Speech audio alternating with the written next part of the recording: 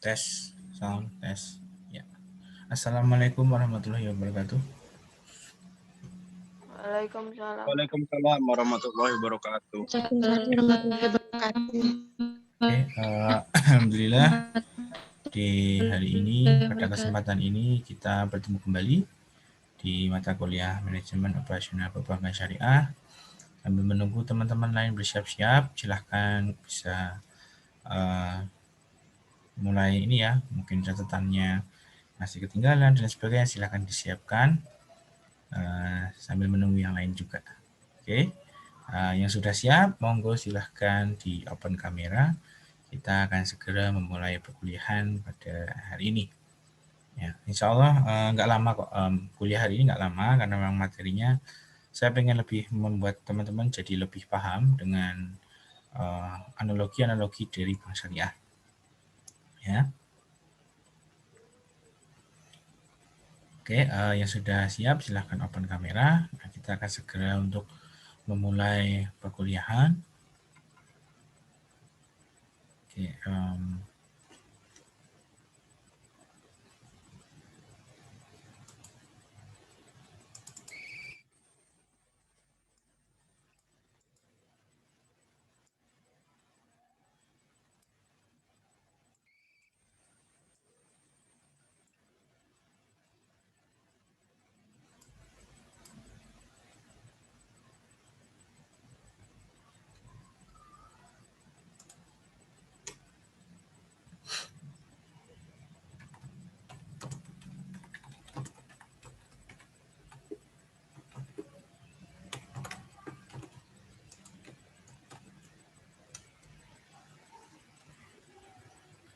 ya, oke. Sebelum kita mulai, silahkan dipimpin doa teman-teman semua. Salah satu dari kalian.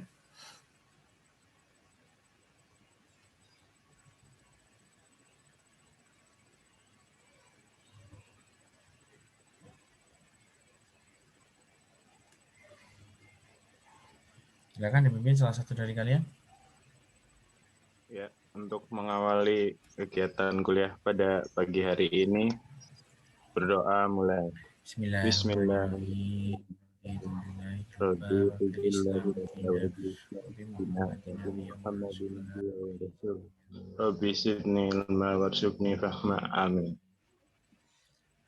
Oke, terima kasih Mas Gagat. Kita akan segera mulai perkuliahan kita hari ini. Nah, kita melanjutkan materi kita sebelumnya, ya. Teman-teman semua perlu diketahui sedikit refresh bahwa bank syariah itu ada neraca ya. Jadi kalau kita lihat neraca di sini di sebelah kiri ada aset, ya. Dan di sebelah kanan ada pasifa. Nah, jadi sudah pernah saya ajarkan sebelumnya bahwa aset itu adalah cerminan dari penyaluran, lalu pasifa adalah cerminan dari penghimpunan. Ya, kita tahu seperti itu. Nah, hari ini kita akan melanjutkan pembahasan kita bukan hanya dari masalah penghimpunan dan penyaluran, tapi juga efektivitasnya, sehingga berhubungan dengan yang namanya profit. Jadi judul materi hari ini adalah mekanisme profit di bank syariah. Ya, mekanisme profit di bank syariah. Oke, nah mekanisme profit di bank syariah ini teman-teman akan saya ajarkan untuk melihat point of view dari penciptaan profit bank syariah. Jadi basic dari keuntungan semua usaha, baik itu bank syariah atau bukan, itu adalah asetnya. Jadi kalau kalian itu mau untung dalam berusaha atau kalian membangun bisnis, pasti kalian yang dibangun adalah asetnya. Jadi ini manusia, ya manusia. Kemudian yang dibangun adalah asetnya, sehingga aset ini menghasilkan keuntungan untuk kalian, ya keuntungan. Nah, aset ini dibangun pasti dengan modal kan namanya. Nah, pasti kalau modal mengeluarkan uang. Nah, apa yang kita terima ya, yang kayak yang terima ini yang saya kasih A ya, tanda A, itu harus lebih besar daripada yang B, ya enggak? Ya, apa yang kita terima itu harus lebih besar dari yang B. Ya. Nah, apa yang kita terima itu semakin besar maka semakin bagus ya. Misalnya kita Contohnya di sini kalian sedang kuliah. Misalnya UKT kalian 2 juta gitu ya. Per semester berarti per 6 bulan. Berarti kalau per setahun 24 juta. 4 juta ya.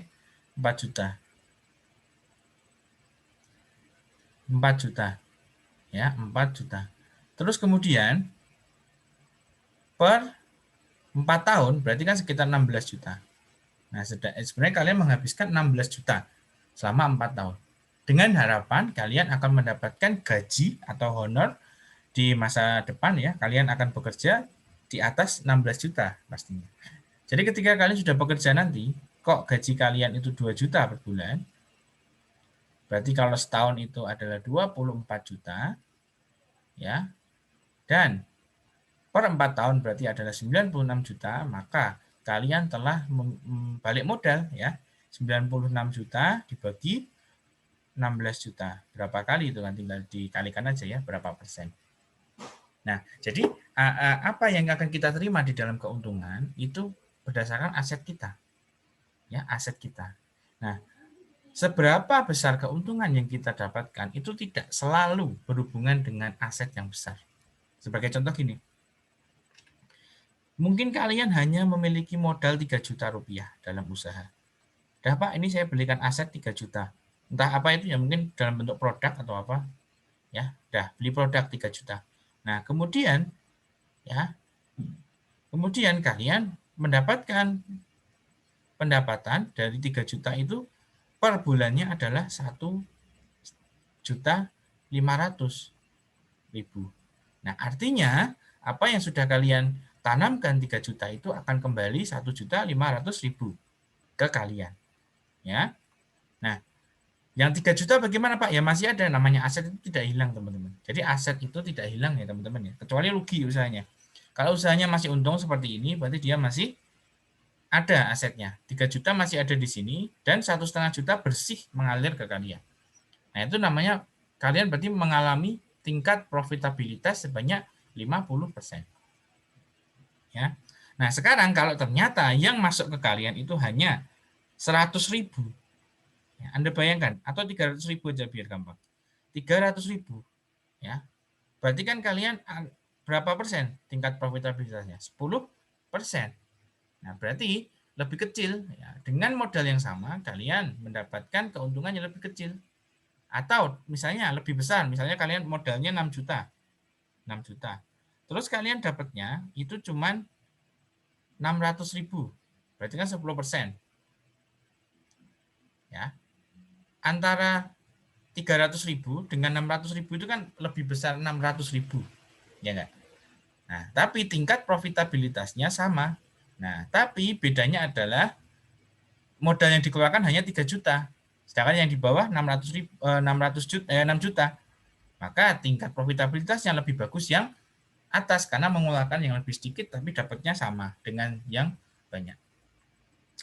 Nah, pelajarannya apa? Ya, pelajarannya apa? Bahwa kita ngomongin bank syariah, kita bicara bank syariah juga kita bicara dia sebagai bisnis pada umumnya. Dia juga bisnis menginginkan pendapatan, menginginkan profit.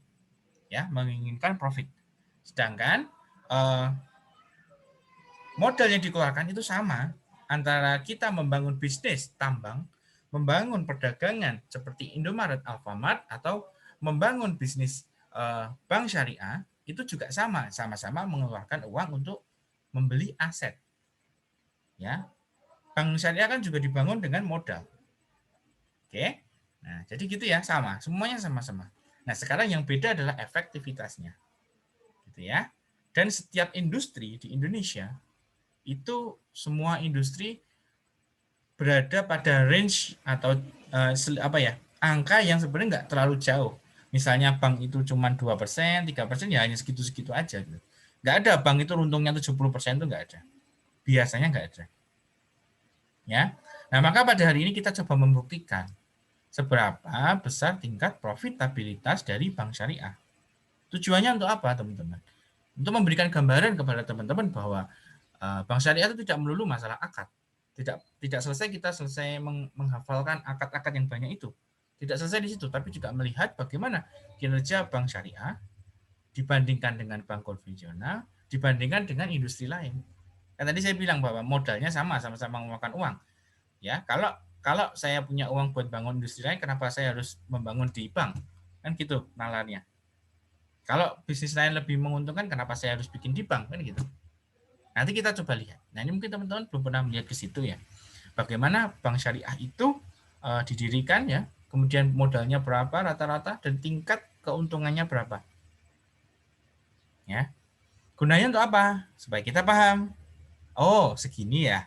Oh, segini. Nah, kalau dia segitu, pasti nanti ada sebabnya. Kenapa kok cuma sedikit? Kenapa kok dia banyak dan sebagainya. Jadi semua industri, semua bisnis itu pasti ada karakteristik profitabilitasnya. Ada uang cepat, ada uang lama, ya. Ada resiko tinggi, ada resiko besar. Semuanya pasti bisnis itu seperti itu. Tinggal kita mau yang mana. Ya, karena sumber daya kita terbatas. Uang kita terbatas. Kita cuma punya modal untuk usaha misalnya 5 juta. Ya udah, gimana kita caranya supaya 5 juta itu menghasilkan keuntungan, menghasilkan profit buat kita yang banyak gitu. Gitu ya. Ada pertanyaan teman-teman dari penjelasan singkat ini? Paham ya maksud saya ya? Kita menilai apakah bank syariah selama ini efektif. Yang namanya efektif ya pasti yang pertama profit dong. Nggak mungkin nggak profit dong. Ya. Tingkat profitabilitasnya juga nggak hanya profit tapi juga tinggi dong. Harusnya gitu dong. Ya. Kan kita usaha ini, bisnis nih. Kan kita ya sedih kalau misalkan keuntungannya cuma sedikit. Ya enggak? Ya oke. Kita lanjut ya langsung ya.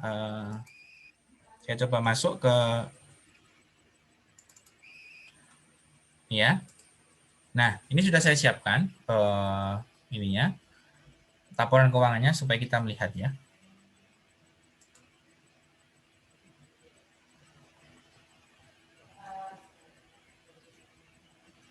Nah, di sini ada kalau kita mau melihat laporan keuangan, kita bisa lihat di bagian laba rugi ya kalau ingin melihat keuntungan. Nah, kita lihat di sini BRI Syariah itu keuntungan bersihnya adalah 67 miliar. Ini nolnya ada 6 ya. Karena ditulis dalam ribu. 67 miliar. 67 miliar. Ya. Nah, sekarang kita harus lihat berapa pengorbanan Bank BRI Syariah untuk mendapatkan 67 miliar. Berapa pengorbanannya? Ya, supaya kita bisa menghitung tingkat efektivitas dari yang sudah dikorbankan. Sama kayak kalian kalau kuliah. Kalian kuliah kan harus apa? Efektif. Lulusnya nggak boleh terlalu lama, ya. Karena kan semakin lama kalian semakin mengeluarkan uang, kan gitu. Tingkat efektivitas kalian semakin turun, waktu juga semakin habis. Ya. Nah, kita lanjut ke sini. Kalau 67 miliar ini didapatkan dengan cara apa kan gitu? Dengan berapa besarnya kan gitu. Nah, kita lihat di sini asetnya adalah 43 triliun, teman-teman. 43, 123, 488, titiknya ada 6. Nolnya ada 6. Nah, 43 triliun. Jadi ternyata bank ini itu mendapatkan 67 miliar itu dengan cara mengeluarkan duit 43 triliun.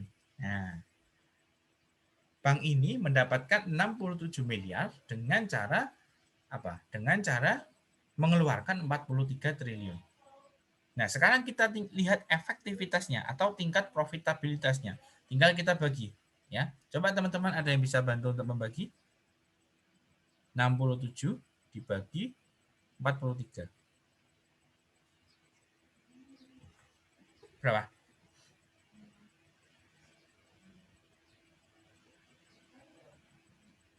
Ini triliun ya yang bawah ya, yang atas M miliar.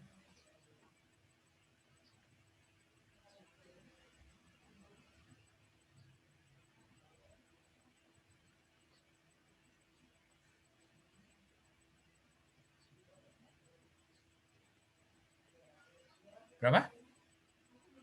Sekitar 0, ya. 0,15%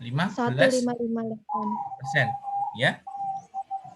Kalau ditarik kan 0,0015 ya. Tapi kalau dijadikan persen jadinya 0,15%. Anda lihat ya, Anda lihat tingkat keuntungannya, efisiensinya hanya sekian. Bahkan tidak ada 1%, teman-teman. Nah, ini masa depannya gimana kan gitu ya. Ibarat kalian punya usaha dengan modal 3 juta rupiah, kalian hanya menghasilkan Rp450, kurang lebih ya. Nah, ini kan namanya besar pasak daripada tiang, ya nggak? Artinya tingkat profitabilitasnya jadi lebih rendah, gitu, ya. Yang didapatkan juga lebih rendah, gitu. Dapatnya cuma sekian. Nah, gitu ya. Jadi bisa dipahami ya teman-teman ya.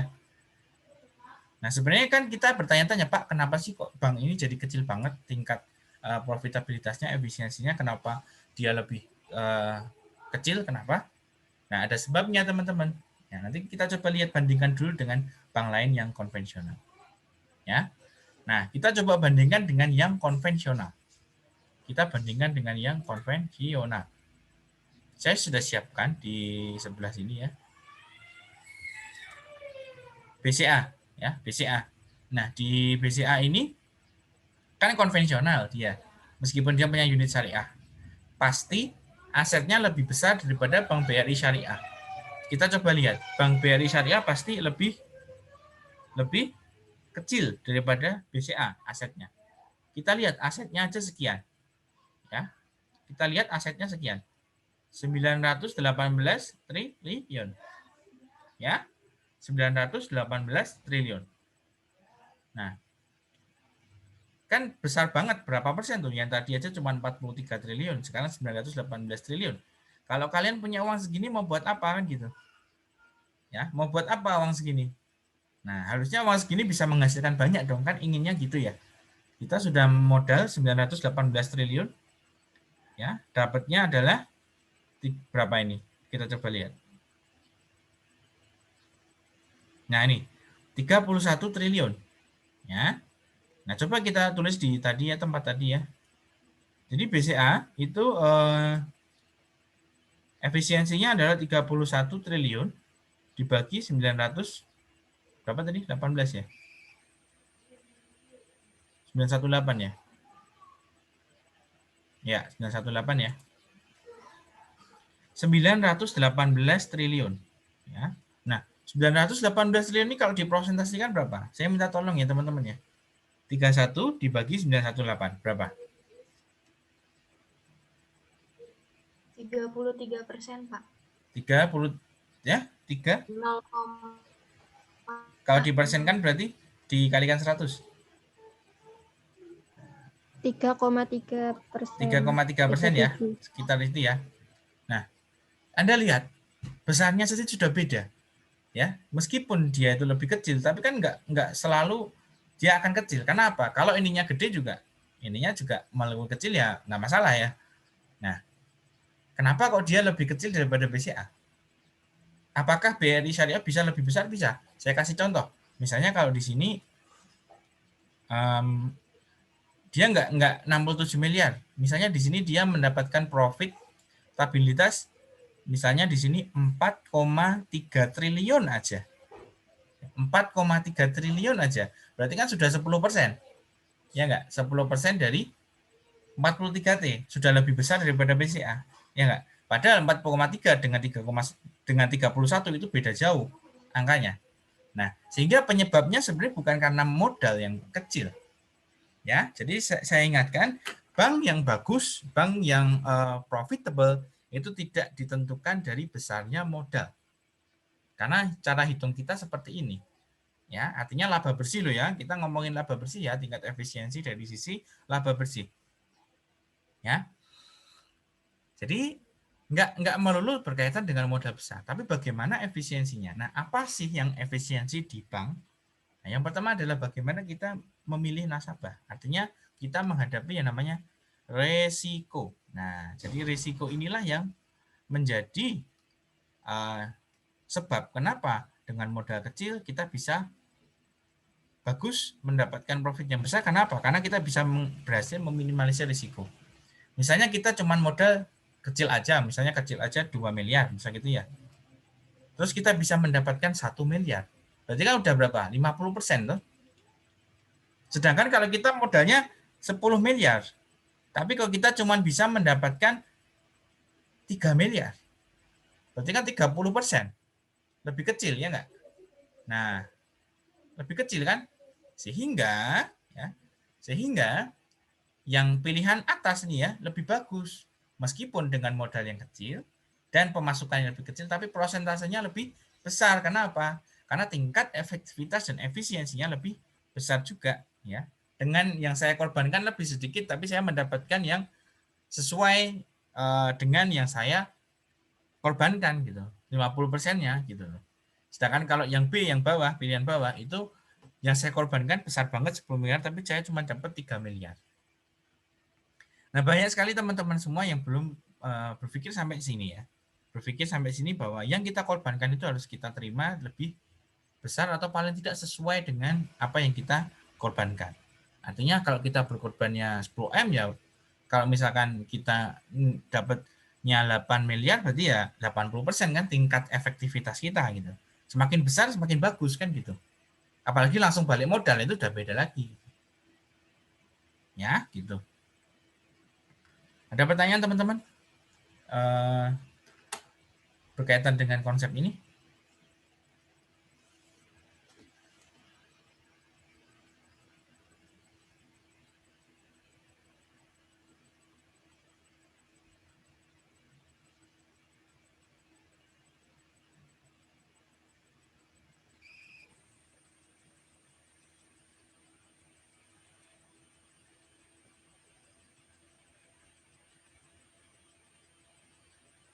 Silakan ada yang ditanyakan atau ada yang belum jelas?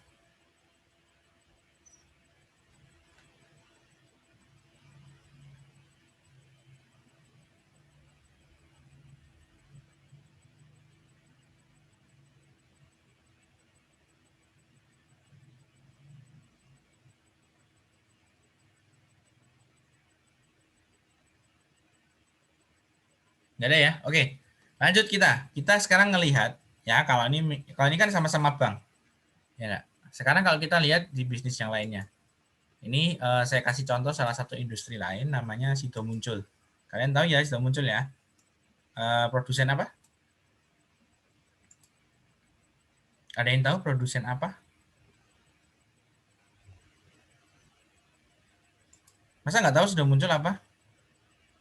Jamu. Ya, jamu apa? Tolak Tolak angin. angin. Nah, semuanya tahu kan tolak angin. Kita lihat untuk membangun tolak angin itu asetnya berapa atau butuh duit berapa. Nah, di sini duitnya adalah ini ya. Langsung aja 3,5 T. Lebih kecil daripada BRI Syariah. Jauh di bawah BRI Syariah. Sedangkan apa yang kita terima sekarang? Karena kan gitu ya, kalau 3,5 T yang dikorbankan, yang dikeluarkan. Yang diterima berapa? Yang bersih ya, saya nggak mau ada biaya, sudah bersih. Nah, bersihnya adalah ini teman-teman. Nah, ini sudah saya kasih tanda biru ini ya. 802 miliar. 802 miliar. Nah, ini kan udah beda banget dengan yang BRI Syariah tadi. Oke, saya coba kembalikan yang atas ya, yang ini tadi ya. Kita coba lihat ya, coba lihat.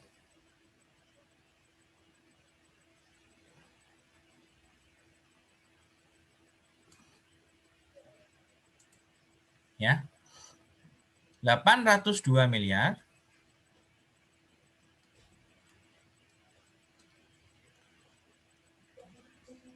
dibagi dengan 3,5 triliun gitu loh.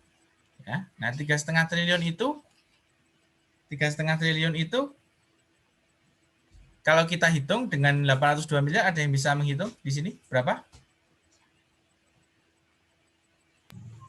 22,9%. Oke, 22,9 berarti sekitar 23%. Nah, jauh kan kalau dibandingkan dengan bank BCA yang sekali besarnya segitu 3,3%, ya si industri jamu ini 23% aja. Gitu kan jauh lebih besar, berapa kali lipat tuh? Hampir 10 kali lipat, hampir ya. Hampir 10 kali lipat dari BCA tingkat efisiensinya. Padahal modalnya cuma 3 triliun. Kalau BCA tadi berapa? 900 triliun loh. Sekarang cuma 3 triliun saja. Jadi sebenarnya BCA itu mampu membuat perusahaan Sido Muncul ya jumlahnya lebih dari 10 dan menghasilkan keuntungan yang jauh lebih besar. Oke, beda ya. Jadi beda ya hitungannya ya beda.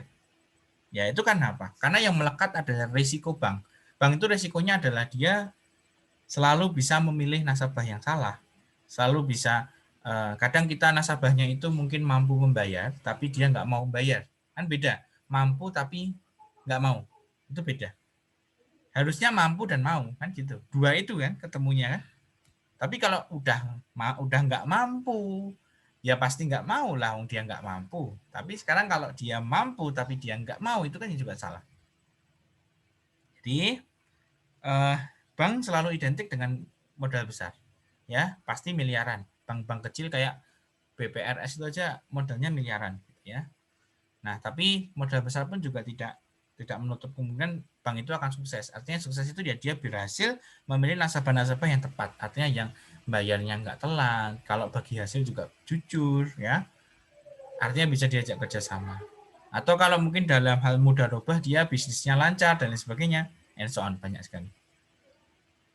Gitu ya. Nah, ini bumi dan langit ya, 23 dengan 3,3 itu kan beda. Dengan modal yang jauh lebih kecil tapi profitabilitasnya lebih besar. Bahkan BRI Syariah yang modalnya 43 triliun itu dia menghasilkan laba yang lebih kecil daripada Sido Muncul. Padahal Sido Muncul itu ya jualan jamu. Ya, jualan jamu gitu ya. Oke, ada pertanyaan teman-teman silakan. Tentang perbandingan bank syariah dengan konvensional, bank syariah dengan industri lain.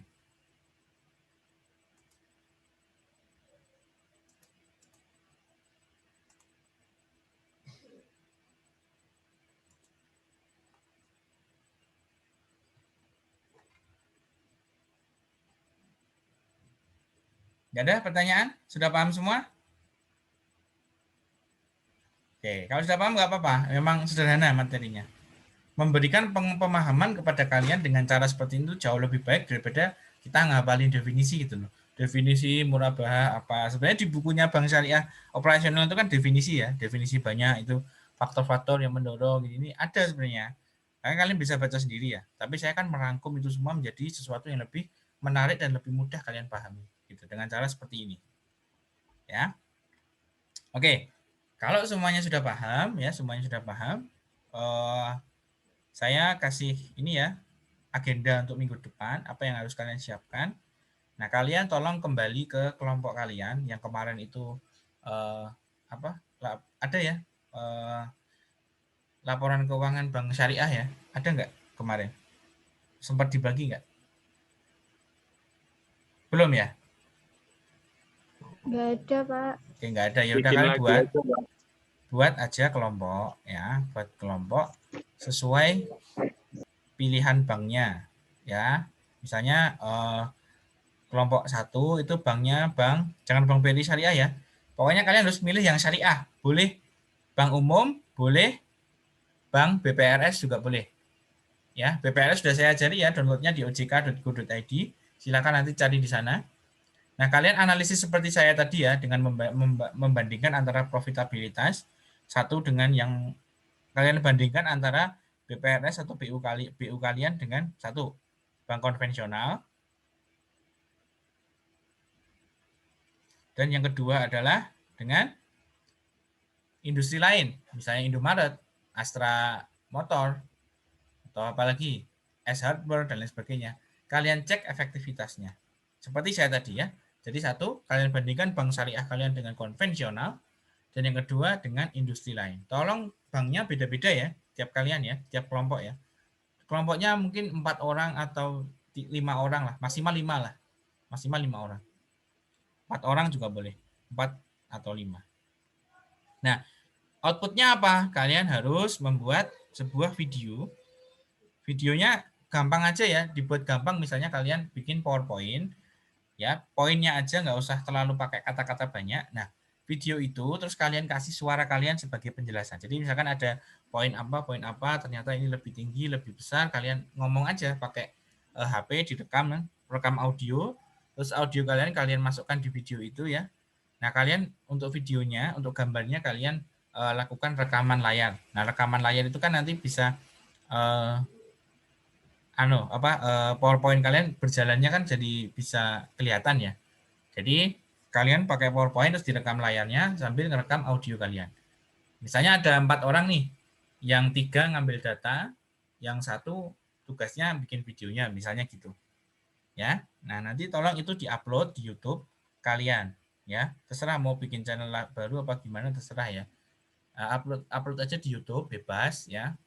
Nanti linknya kasihkan ke saya. Linknya dikasihkan di grup aja, ditata. Kelompok 1 linknya ini, kelompok 2 linknya ini, kelompok 3 linknya ini gitu.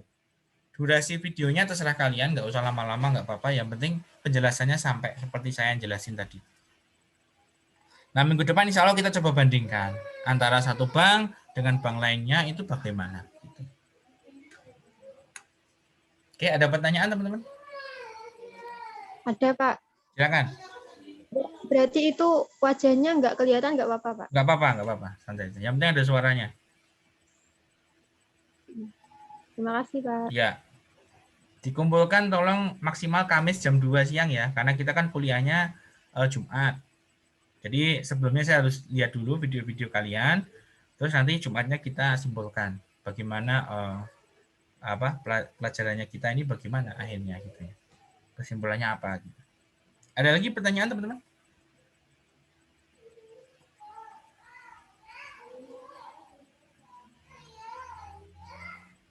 Oke, ya. Kalau nggak ada pertanyaan, nanti pertanyaan bisa dikirim ke WA saya ya. Sampai jalan aja. Kalau nanti mungkin di tengah jalan ada yang kalian nggak pahami, silahkan di WA ke saya. Untuk absen sudah saya absen ya, karena data-data kalian kan sudah masuk di Zoom saya. Siapa aja yang login, jadi sudah saya absen, otomatis saya punya data kalian login jam berapa, sudah ada, sudah masuk. Nah, jadi sudah otomatis saya absen. Nah, oke, kalau tidak ada pertanyaan, terima kasih teman-teman sudah mengikuti kuliah ini. Kuliah ini hari ini sebentar aja, tetapi yang penting ada ilmunya, ada masukannya. Kita baca doa kafaratul majlis. Subhanakallahumma wa bihamdika asyhadu an la ilaha illa anta astaghfiruka wa atubu ilaik. Terima kasih teman-teman semua. Wassalamualaikum warahmatullahi wabarakatuh. Waalaikumsalam warahmatullahi wabarakatuh. Waalaikumsalam warahmatullahi wabarakatuh.